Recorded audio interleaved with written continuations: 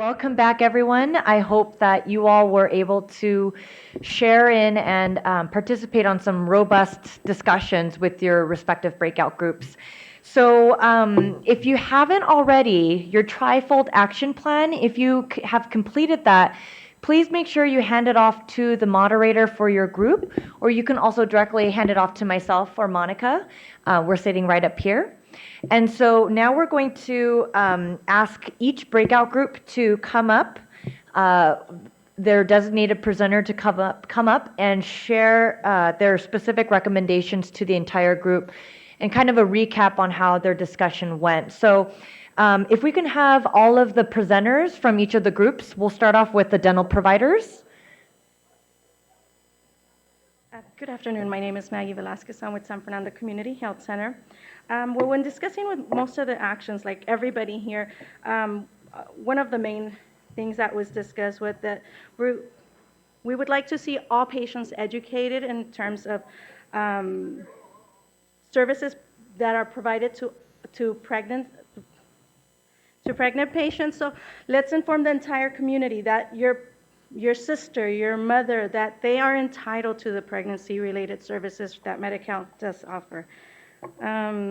As someone had already discussed, changing the oral hygiene instruction to oral hygiene discussion or oral health interaction. They also mentioned, just like medical providers sometimes give a goal to patients, let's say set yourself a goal. They said maybe getting the patients, the dental patients, to set themselves a goal and have them report back on their next dental visit. Using more pictures and visuals for patients so that they have something eye-catching. Let's see. The dentists also mentioned that they don't need to know so many details, but they do want to know from the OBGYN if this is a high-risk pregnancy or not.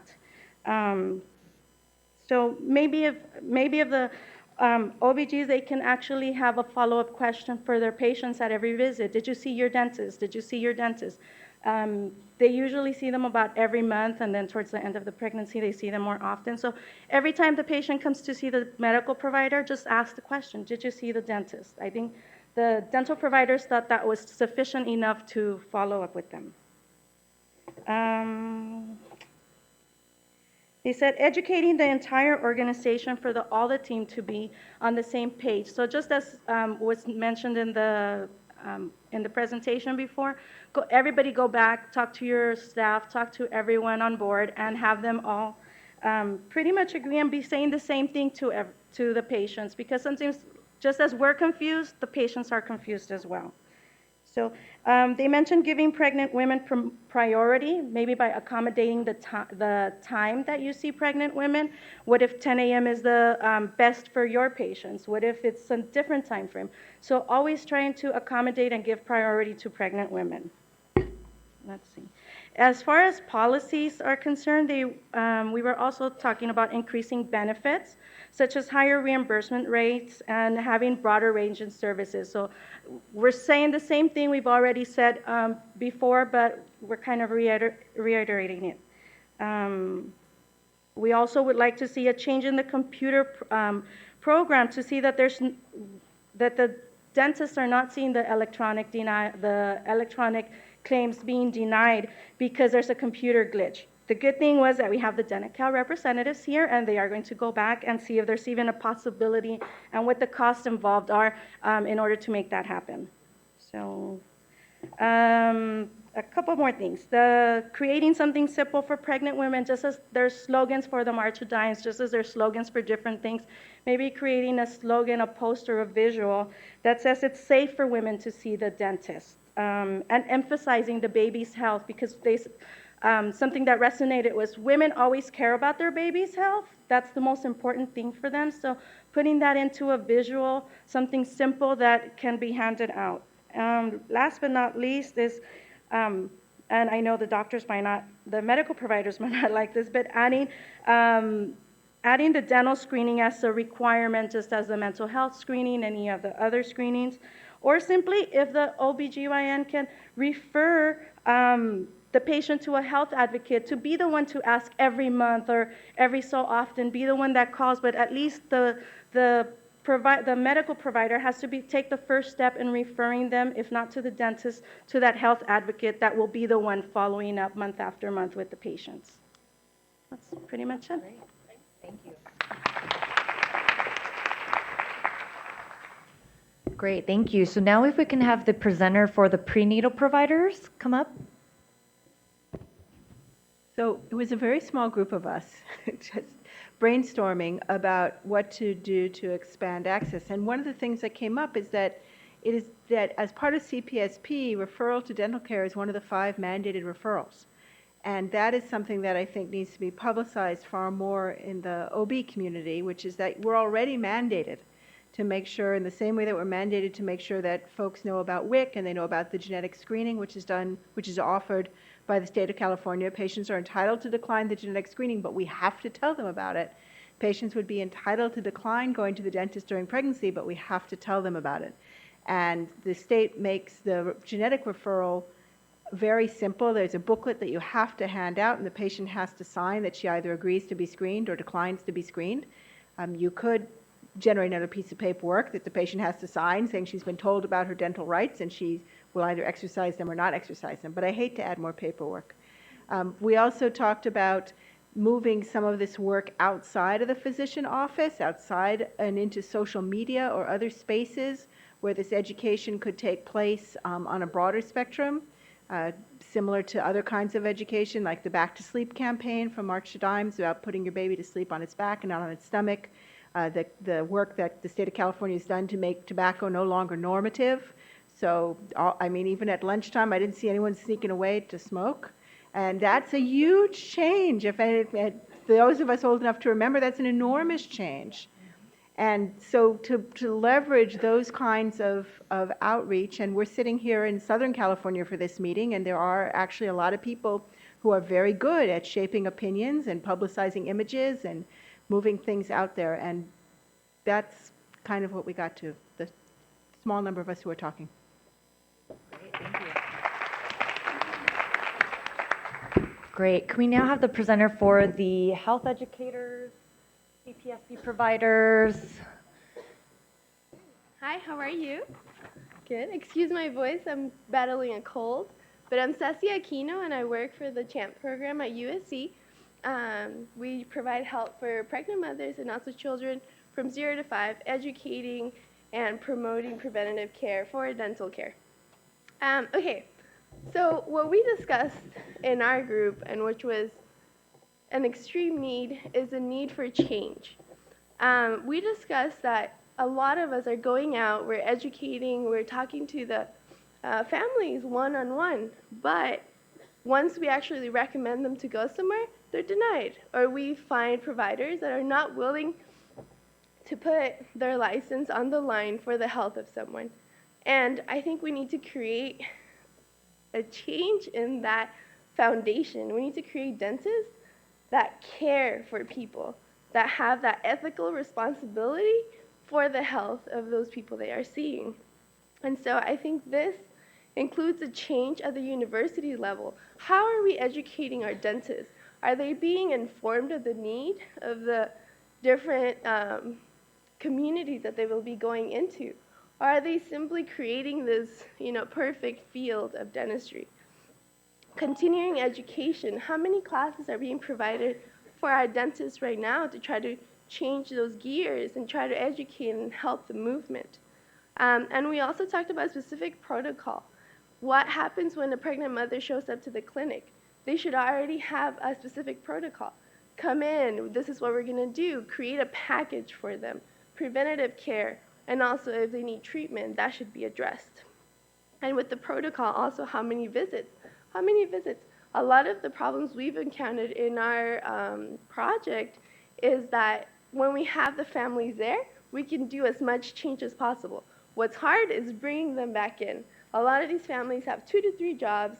They don't have a babysitter. They don't have the money to pay for a babysitter. So when it comes for them to put up a day of work for preventative services, a lot of times, even with the education, they have a hard time coming up with the time. We also spoke about an organized, identifiable list. Yes, we have a good list in the Medi-Cal, Denti-Cal website. but we need something that's specific for pregnant mothers, something that we can hand out that other providers can hand out, the OBGYN, the pediatricians. We spoke about how we have the responsibility to call and say, hey, do you take pregnant mothers? But a lot of times, providers don't have this time. We talked about the 20 minutes you have to see the patient, go through their treatment, and then also provide them with educational information. So something that's right here that you can give them, something they can take home and call right away, that would be perfect. And also the need for creative solutions. What about a mass educational campaign? We see a lot of those ads on drunk driving, right? Why can't we have a big one like that for dental care? We need one of those. Utilize social media. We're so big on texting, Twitter, all of these big media. We need to utilize it. There's almost an apathy in our field, and we need to change that. We need to get a move on. There's so much need. And also addressing the deep-seated fear of the dentist, educating to get rid of this fear. We're people's friends. We're not that really scary dentist that's going to drill their teeth. And also, we talked about creating a specific prenatal package so that it automatically includes their visits along with their pills and everything that goes in the prenatal care. And this could also be in the creation of other kinds of treatment, maybe a mobile clinic that just focuses on pregnant women, or community clinics that can just specifically work with our pregnant mothers and that population. Thank you.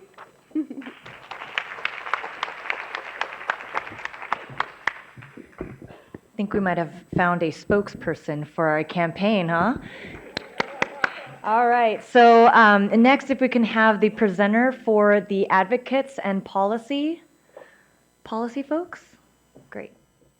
Hi, I'm Lucy Quacinella, and I think it's great that a lot of the themes that have come up from the other work groups that have already presented were also mentioned in our policy work group. So I'm going to focus on the things that I believe our group added. But I would like to start on the marketing and health education piece, because one of the themes that came out of our group was we need to put the focus on the pregnant woman. And even though the phrase 0 to 3 is intended to include the woman, you kind of lose it with the 0. So just a suggestion out there, P to 5 as opposed to 0 to 5 or 0 to 3. Also on the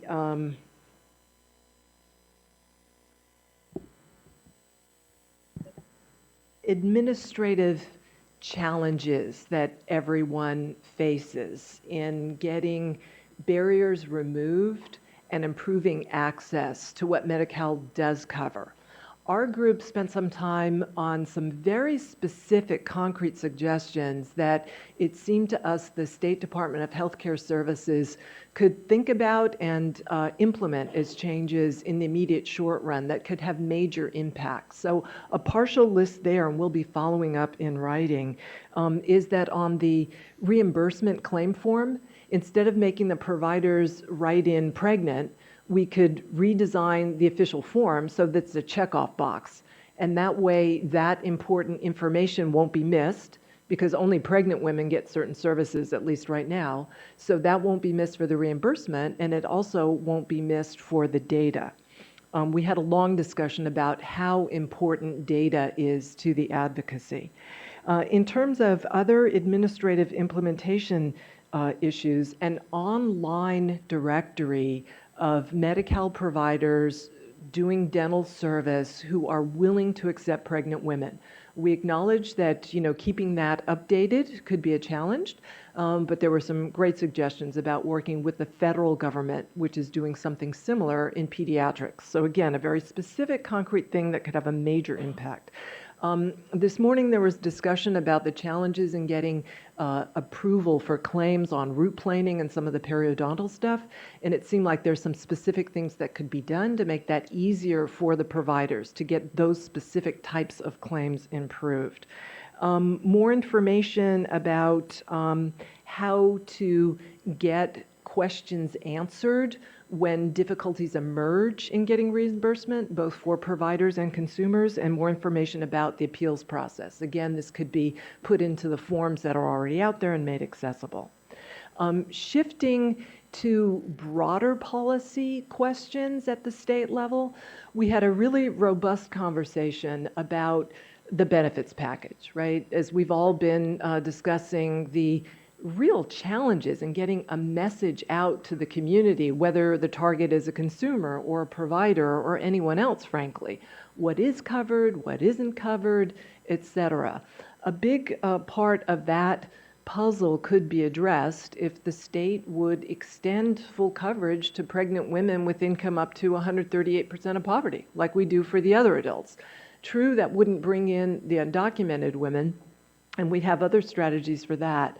But at a very basic level, if we just treat pregnant applicants the way we're treating the other adult applicants when they enroll in Medi-Cal now for that expansion, a big part of this problem is resolved.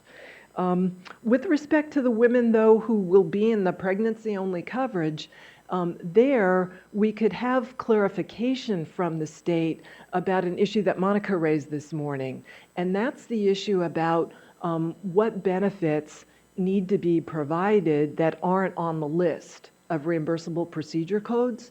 The law does indicate that conditions that might complicate the pregnancy need to be covered. So if we could do a lot of the harder work to identify what that means, conditions that might complicate the pregnancy, can that be extended, for example, to the root canals? Can that be extended to, the permanent fillings as opposed to just the temporary fillings? I think a strong medical case could be made for that, and it seemed like a very productive global policy issue to pursue with the state. The final point that we addressed was in Sacramento, they're talking about restoring full dental benefits to the adults, which is terrific.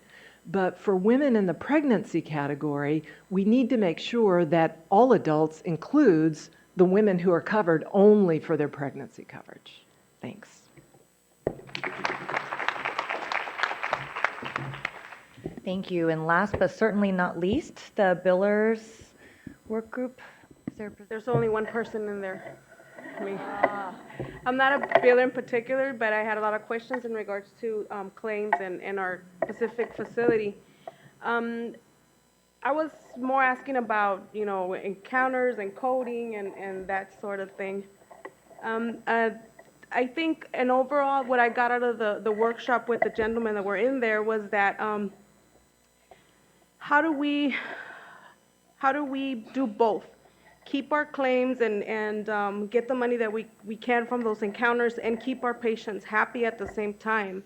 And one of the suggestions that Omar, I believe, from the Watts Community Center has suggested is to start reviewing our flows and how we're directing the referrals to the dental piece. At our facility, for example, is brand new. We have about 2-3 months doing dental care, and our population in prenatal care is increasing as well.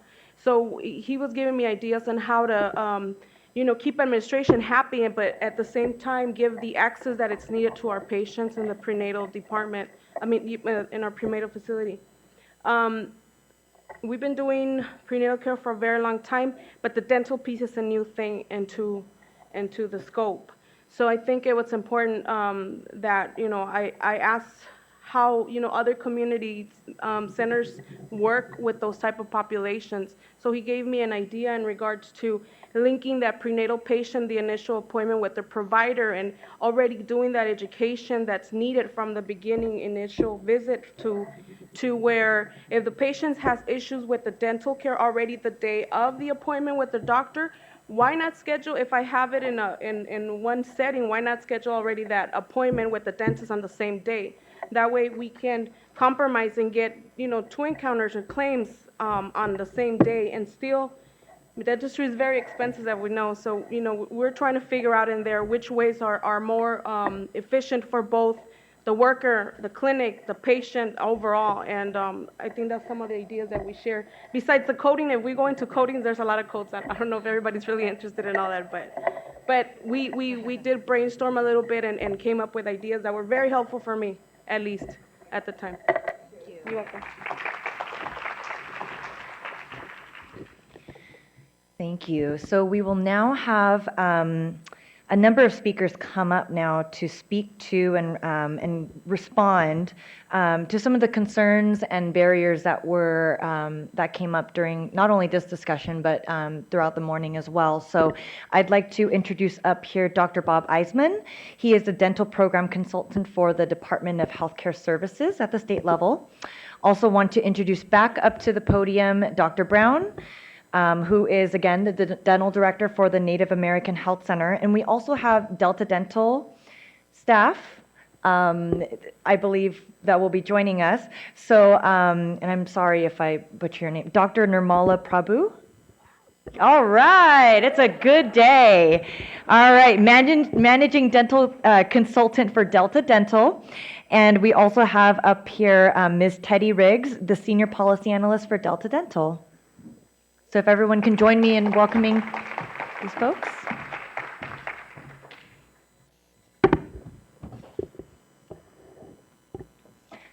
And I believe the mics, you need to click them on now.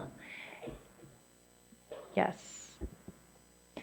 So it's kind of become like an informal panel. So why don't we do the same thing where we kind of go down the line, and if you can introduce yourselves, what you do in your current role, and just kind of your thoughts and takeaways from not only the breakout session report back, but just on how your conversations have gone with other folks. And then, we'll continue on to speak to some of the concerns and barriers that came up. So I don't know if you want to. I had the.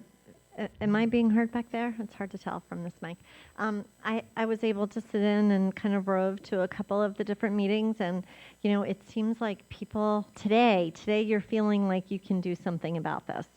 And whether it's to put it on the other type of provider or to go back and really look for change, I think that keeping the dialogue going is really helpful. It does seem like people heard and really related to that idea that I put forth about embedding health messages.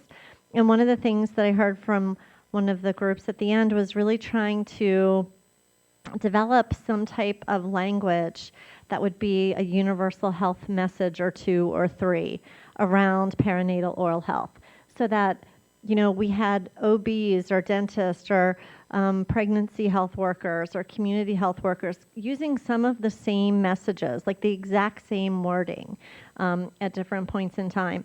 So I think that there's a real opportunity to be able to do something like that, and to really be able to tailor it to the Armenian population, the newly immigrated folks that really we see throughout the LA County basin. So I think that that's one area that might have a lot of promise from groups like this and from your stakeholders groups that you have the good fortune of bringing together every 2 months. Also, I have to say I'm thrilled to know that there are several of the dental schools in the group today who are really actively working on hopefully bringing about change to the way that we educate dental students. I know that I've done some work with some family practitioner residencies. So I think looking at ways to continue to incorporate these types of messages into nurse practitioner programs, nursing programs, medical education programs, promotora programs, are all things that we should really look at. If anyone's involved with the promotora program, there UCSF just put together a wonderful piece on oral health that was specifically aimed at CareSen, which is a Hispanic health group in the Mission in San Francisco. And it includes an entire curriculum. So I think that there's the opportunity to be able to share that. But I really liked, hearing the motivation that people have. And I think that looking for some of those common health messages and really looking at not just current practitioners or current people who are working, but making this change so that we don't continue all this confusion in the future. Hi, can you hear me? You've heard I'm Bob Eisman. I'm a dental program consultant with the Medi-Cal Dental Services Division in the Department of Healthcare Services. And let me say at the outset that my position in the department is not so much getting into the weeds of, specific procedures and the policies that govern all the different procedures. I've done some higher level policy work, and mostly I think I'm working for the department now in the data area, do a lot of data analysis for the department. First of all, I want to thank Lynn and Monica in particular for pulling together this conference. This is one of the best conferences I think I have ever attended. I've learned a lot. I hope you all have too. I even learned a lot from Dr. Brown. We go way back. We do. I chose to let my boss, Andrew McCrae, attend the session with the dental providers, along with my colleagues from Delta here, because Andrew is the policy guy for our division, and these are kind of the policy women from Delta, and I thought that was probably the best combination to deal with some of the policy issues that come up with the program. So I chose to attend the policy at the broader level, the Policy and Advocacy Committee group. And I thought there were some great suggestions that came out of that Lucy just went through with you. I think that, we will take those. I know you're going to put them in writing, but we've all heard them. And these are some of the broader issues that I think that I've been interested in for as long as I've been with the program, and that I think we will go back and take a serious look at, and hopefully be able to come up with some good ideas to address some of the issues that came up today. So I thank you for making me part of this process.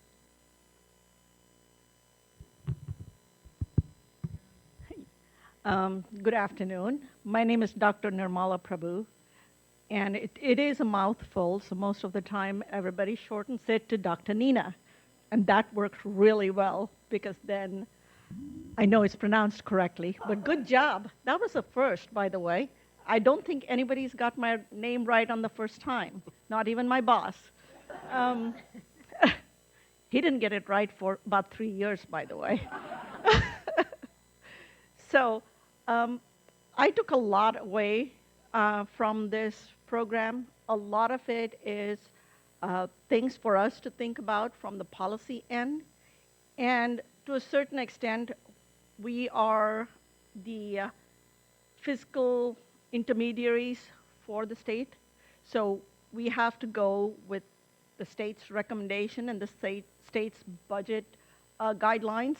But we also have a lot of input from the Delta side on a policy of what we think from a dentist side, from a system side, what can we make work, what can we not make work. So I do have a lot of thoughts that I've taken away, learned a lot, and I'm kind of excited to go back and tell my boss that it was a great trip because I kind of have now thoughts of things we'd like to see maybe change. And of course, we have proposals we'd like to put forth, and then it goes up the chain of command, but we'd like to see things done. One of the things that Teddy and I like to do, we work really well together. They call us, or sometimes we call ourselves the chocolate and vanilla twins. Works well, but we like to we work really well together, and some of the things that I've taken back is how confusing our program is and what's the best way to get the message out.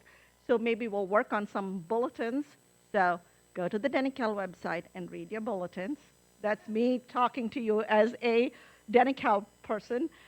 Read your bulletins. We'll try to put something forward shortly. Hopefully that'll help clarify some of the misconceptions.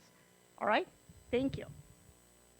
Hi, I'm Teddy Riggs. I'm the Senior Policy Analyst for Denical. I've been with Denical almost 28 years. So I have a lot of history, a lot of knowledge. And like Dr. Nina said, I'm her little sidekick.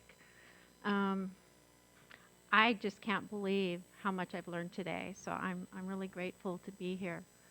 So I think that's pretty much it. So thank you.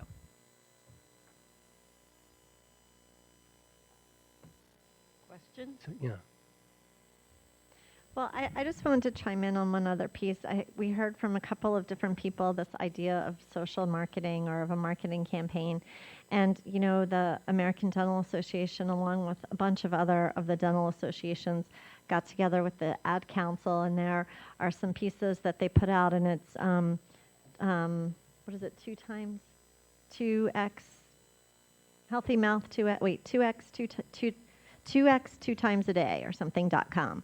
And they have a whole bunch of, you know, yeah. Okay, 2x, thank you. 2x mean 2x. Oh, that's right, that's what it is. 2x min, M-I-N, 2 min, okay, 2minx2.org. .org. Okay, so in this No one will that get there. campaign, they use the Ad Council, who's done a lot of the really successful public health campaigns that we've had throughout the ages. Smokey the Bear, this is your brain on drugs, and they throw the fried egg into the pan. And it was a big win that all of the associations agreed to work together in the first place, and that they were able to kind of harness the power and the brains and the robustness of the Ad Council piece. And you have to pick like basically 1, maybe 2 messages, and that's it with those kinds of campaigns.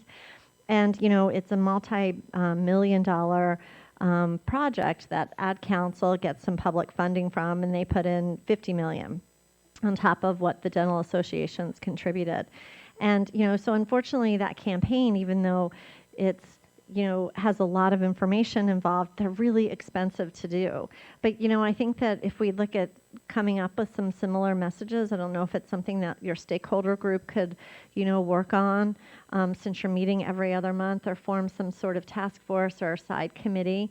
Even if you just come up with 2 messages that you can work on, if there's a lot of advertising agencies in LA.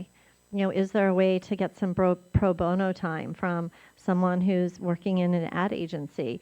Harness some of the power in the entertainment business that's here, and see if there's a way that you can, launch something. I mean, President Obama got elected, in many people's opinion, from $8 and $10 donations on the internet. So I don't think it all has to be, $500 billion presidential campaigns.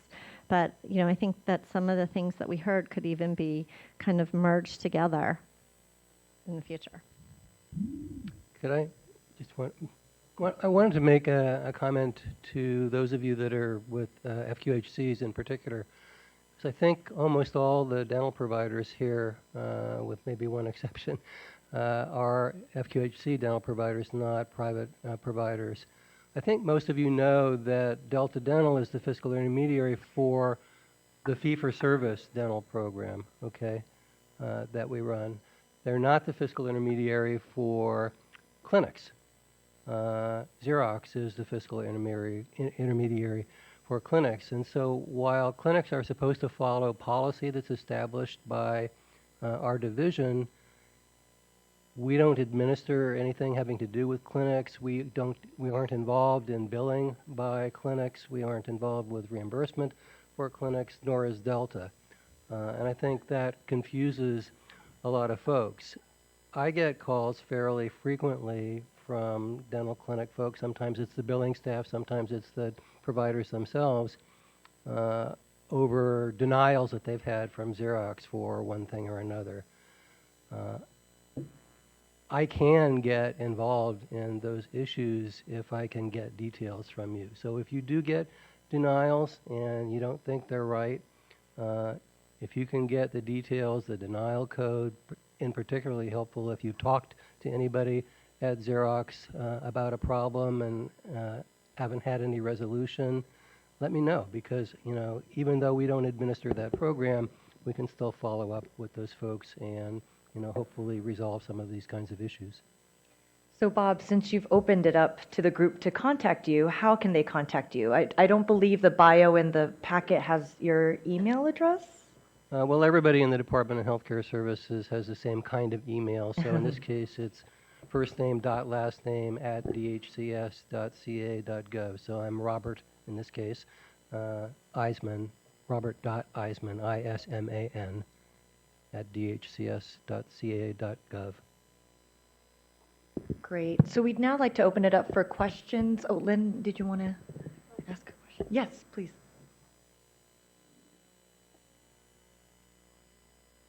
At the break, an issue of the lack of internet capability among dentists and dental offices that Delta knows about and works with. Do we have any statistics on that? I mentioned that this came up in our survey, and it just surprised the heck out of me that a dentist would not be on the internet, would not have that kind of billing. So they're not getting any of the bulletins now if they don't have internet. But we don't know how many we lost when we went to internet instead of email, instead of getting paper copies. We don't know who's not getting them, I guess is what I'm saying. No, we don't. When I go on the road and do provider seminars, we encourage our providers to have access to the internet for their billing staff.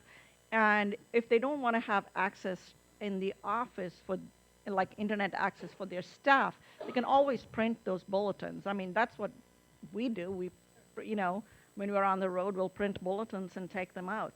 So, but the problem is that you don't have our bulletins and you don't have our manual of criteria. It's almost like telling my 16-year-old to get in the car and drive. It's scary. I mean, bottom line, you're expecting to get paid for program procedures that have very set criteria and guidelines, but you don't know what to do to get it paid. So that is a huge challenge. We encourage our providers to have internet access, but we don't know what percentage have it. Should I go ahead? I was remiss in not mentioning the following idea as part of the marketing campaign, and some of your comments reminded me of this important omission. Someone in our group suggested that we start talking about dental parity, the way that mental health parity made it into federal health care reform and will soon be implemented in California. And part of the basic implementation will be that on the medical side, everyone with health insurance under Obamacare, so that includes everyone with Medi-Cal, right? Everyone with health insurance, public or private, will have to be screened for substance abuse disorder and or mental health issues. So I thought that was a very important comment and tied in with some of the comments made by this panel for consideration in a campaign, dental parity. Maybe, the targets are different.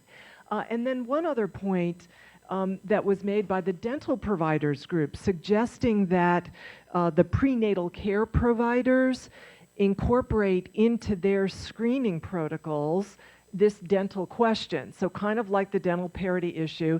And it occurred to me that we have so many Medi-Cal beneficiaries now going into mandatory Medi-Cal managed care. You in LA have lived with Medi-Cal managed care for a very long time, but the rest of the state is in the process of transitioning from fee-for-service into managed care. And the state expects nearly 90% of Medi-Cal beneficiaries to be in physical health plans under Medi-Cal managed care by 2015, I think it is. So you can see where I'm going. If almost all of the Medi-Cal managed care beneficiaries are in physical health plans, couldn't the state require the Medi-Cal managed care plans to incorporate this kind of screening to begin and then dental parity? And I raise that here because who oversees and monitors dental managed care? That's also the Department of Healthcare Services, right? So whether it's your fee-for-service shop in dental or your dental managed care, would you all consider having a conversation with the medical side of Medi-Cal managed care about this integration, at least on the screening level? I mean, full integration, I'm a realist. That's, going to take more work. But at the very least, so many people have talked about the basic screening and referral, Transmissibility is there. These are preventable conditions. screening and referral. It's safe, it's the standard of care. Every woman should be screened during her pregnancy and referred. That's a win-win. So just to tack on to that, I think that there is some, real promise and some opportunities as we start to see some of the merging. I know some of the big, players in the benefits industry across the country, like United Concordia. If you remember that slide that I put up about medical savings per patient for some, either diseases or the state of pregnancy, since we know pregnancy is not a disease, right? That there are actually savings on the medical cost. And when you kind of combine that with, targeted outreach, you would potentially have within the same database someplace the information that a woman is pregnant or has delivered a child sometime in the last, 6 to 8 months, that you could potentially then work with, the managed care organizations to be able to outreach some of that. And I think the wellness programs, sometimes they actually outreach for the wellness programs from the benefit side. It's not just you come to us. So, I think that there are some real possibilities to be able to do that. And, right now, I'm obviously not on that side with the state, but I think it seems like it is a little siloed and fragmented, and probably while the state can command that information to come together, I would imagine that it's probably difficult at best to really be able to do that. But I don't know. It can, Andrew says it can be done, but it sounds like at some point it could. Would you like to respond in a mic, or any additional comments, thoughts? All right.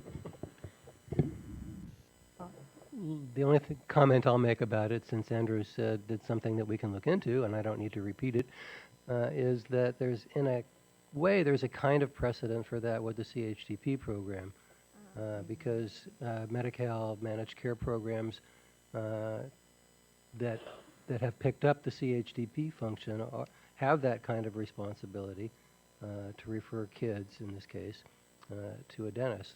Now, that precedent for that is federal law and state law, so it's a little bit different situation, but at least it's something to be able to refer to.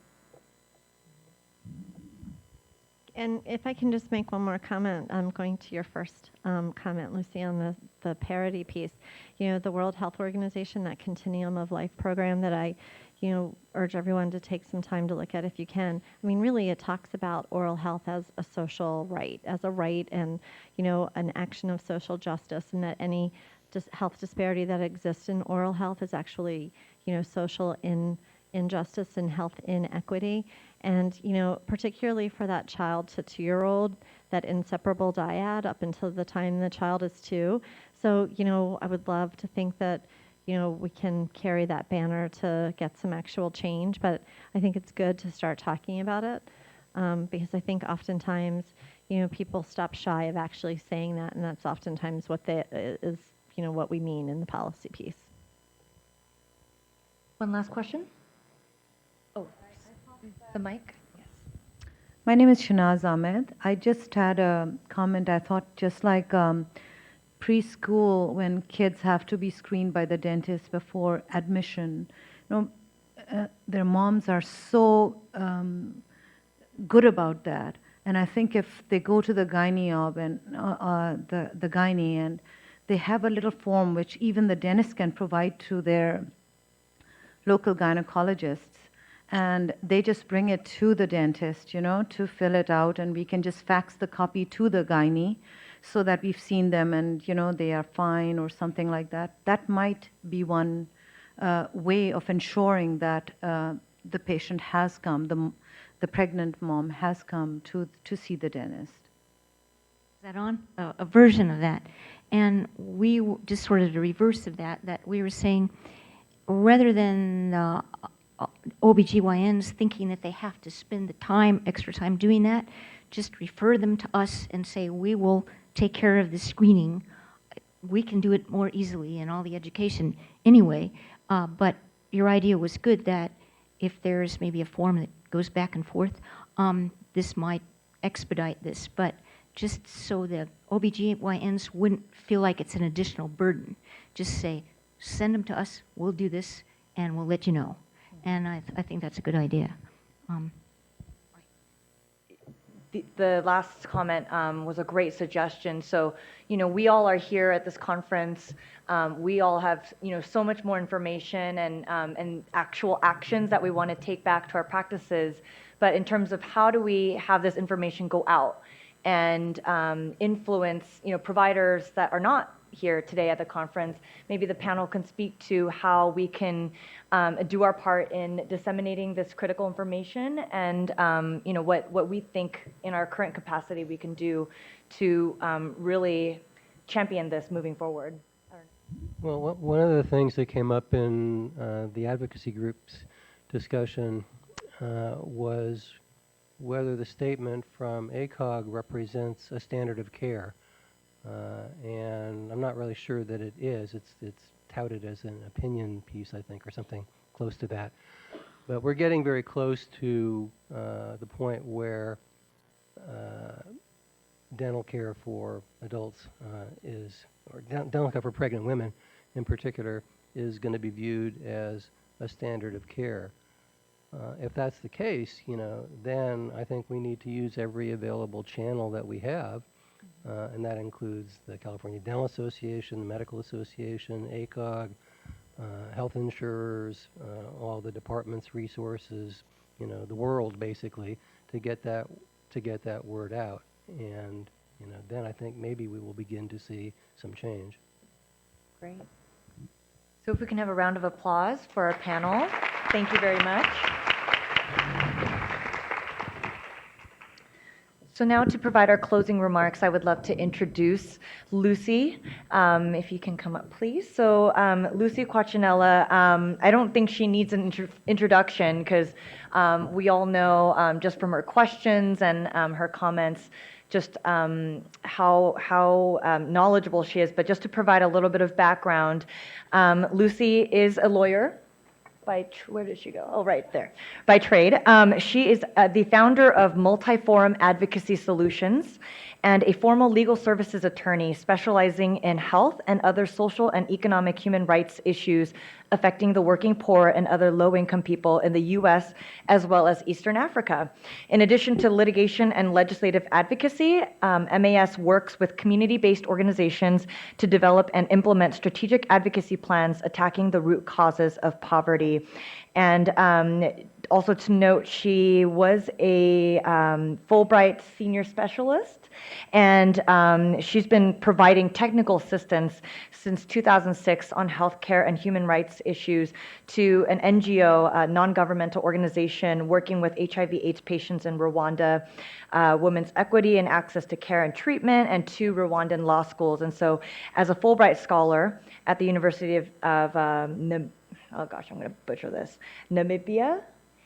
In 1994, Lucy worked with law faculty colleagues to establish that country's first human rights and documentation center. So please join me in welcoming Lucy for her welcoming remarks, or closing remarks.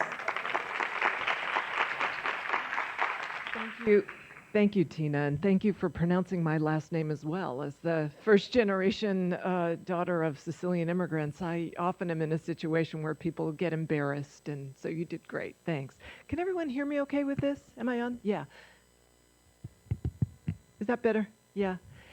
It's such an honor to be here today. One of the things I like the most about many things that I have liked about today's session is how multidisciplinary it is. It's not a room full of lawyers and policymakers or dentists or providers or health educators, everybody in silos. It's all of us together, and I think the conversation has been really enriched by that synergy. I think we have really done a terrific job in coming to what feels like a consensus that there is no silver bullet. There's no one single idea, there's no one single strategy, there's no one single sector that can really make the changes systemically that we all know need to be made. And I think that's really important because it sends the message that our ongoing collaboration is not only, fun and collegial, but absolutely necessary for getting the job done. And it's going to take time. It's not going to happen overnight, but this is major systemic change. I think there are roughly 6 general areas that I've been hearing about throughout the day that all interconnect. I think one major theme, loud and clear, that has come across is consumer empowerment. Sometimes I think we talk about that in terms of health education, about getting information to the women and to their villages who help them and their children with health issues. But I think at the end of the day, conveying that information is really about consumer empowerment, making them partners in this effort. And that came across in all the work groups and in all the comments. A second major theme that I've heard throughout the day is that the interdisciplinary workforce is a key part of what we need to bring together in better ways. So as I understand it, the term refers to, not only the dentist and the oral hygienist working together, but the people on the dental side of the shop, if you will, working with the prenatal care providers, working with the financial people, working with the reception people, working with the university people on professional education in schools of medicine and schools of dentistry and schools of nursing, and all those other places where this broad network of professionals and paraprofessionals and community workers come together. So the interdisciplinary aspect of our work and the major need and challenge for ongoing education in those sectors is really important. And while at times during the day I felt a little bit of a tinge, if I could say, of despair that it's been so long that people have been trying to get this message out to the institutional decision makers, it does feel like there's been some progress. We heard in some of our sessions about some really interesting pilot projects that First Five is sponsoring with 3 different dental schools here in LA. It'll be a 5-year project with evidence-based outcomes measured. So progress is being made on that count as well. Another general area that came up for me throughout the day, both in the plenary sessions as well as in at least the small work group that I attended, was this whole question of, okay, our State Department of Healthcare Services has done a pretty amazing job in holding on to at least some benefits for pregnant women. Even when the state eliminated dental benefits for adults generally, we were able to hold on, by our fingernails to at least some basic preventive and treatment services for the pregnant women. And that is a great thing, and we really are thankful to those institutional partners. But on the other hand, there are still far too many barriers to making even those limited dental benefits for pregnant women truly accessible to the women. And a big part of that problem is because it continues to be confusing and difficult for the dental providers who, in some cases heroically, choose to continue to stay in this business. It's still too difficult for them to get compensated on a timely basis without a lot of headaches for even that limited scope of benefits. And there, I think the good news story is that if we stay focused and continue to communicate amongst each other what these specific problems are and take them up to the people in positions who are able to make those administrative changes to implement the existing good policies, we can get some pretty good results in a relatively short time. And if we can do that, dentists will feel better about the program, consumers will be more satisfied, and it will be easier for all of us to give a consistent message about the kind of help you can get from Medi-Cal. And success builds on success. So it seems like a necessary fundamental issue that we need to get those administrative fixes. Related to that, however, is all the great rich discussion about the data. And while it will be challenging to get a better fix, a better handle on how many women are being served, how many women who are eligible are not being served, what are the services they are utilizing, what are the outcomes from those services, All of those kinds of data questions are essential both to help us collectively monitor what's going well, keep tabs on what's not going so well, and continue to build on effective strategies for improvement. Another area of issue, which I was sort of surprised I didn't hear more about today, was the whole question of provider capacity. It has come up, you know, you only have so many chairs, you have far too many people who want to be in those chairs, who need to be in those chairs. We need more dentists. And, you know, if we can get rid of the red tape and the hardships on the reimbursement side and clean up the messages, that may help extend and expand the numbers of dental providers of all different types willing to participate in Medi-Cal again for pregnant women, but it may not be sufficient. And so I personally had expected to hear a little bit more from this group about building capacity and participation in Medi-Cal amongst providers. So I just submit that for your consideration. Is that an area that we maybe need to think a little bit about more? The final point in my takeaway today was the exciting challenges but kind of scary challenges that confront us with respect to really what is the full range of dental services, dental benefits that women need during their pregnancies, and what are we going to do? What is it going to take to make all of those available in Medi-Cal? As we've all been discussing today, there's a certain, it's called the pregnancy dental benefits. So there's a certain relatively limited package of dental services available to women during their pregnancies if they're not in full Medi-Cal. And so we really need to expand that. We need the root canals. We need the dentures. We need the whole range of the standard of care. We need to make that available to the women. They have a need for it. Our messaging about bringing providers and consumers into this system will always be hobbled if we have to say, well, they get this, but they don't get that, and sometimes these people get that, and those people get that. It's a very difficult chore to do our social media, our Hollywood media, our dental parody, our P to 5, you know, to really bring everybody in the system together if we don't have the full range of dental benefits. And so it's an exciting time in Sacramento now. We all really need to be carrying that message. All the pregnant Medi-Cal beneficiaries are entitled and should be included in all of the dental benefits that are made available to adults. Thanks, and good luck with this terrific work that you're all engaged in.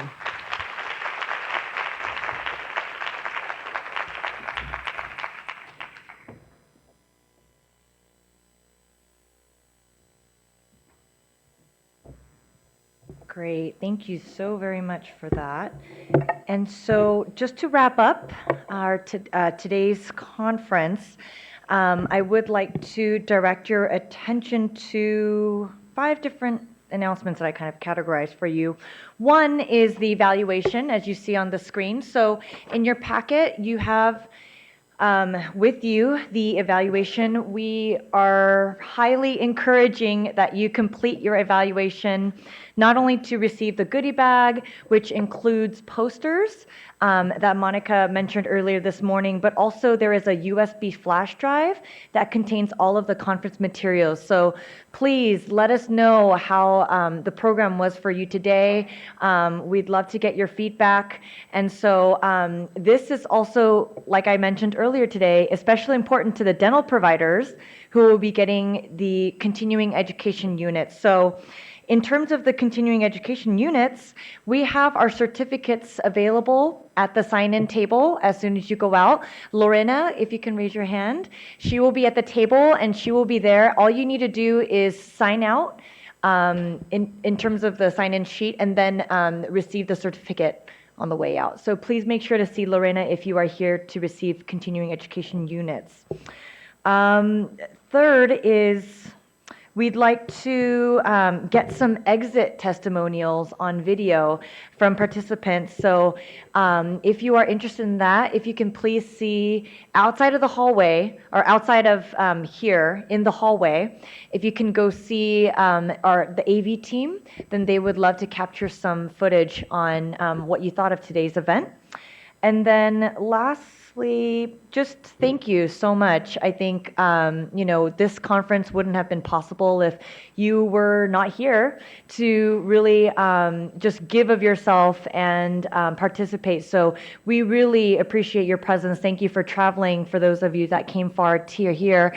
And, safe travels back. And last but not least, I knew there was 5, the action plan. So the trifold action plan, if you did not pass off your action plan to your planner or to the moderator of your breakout session, please make sure you pass it off to either myself or Monica before you leave today.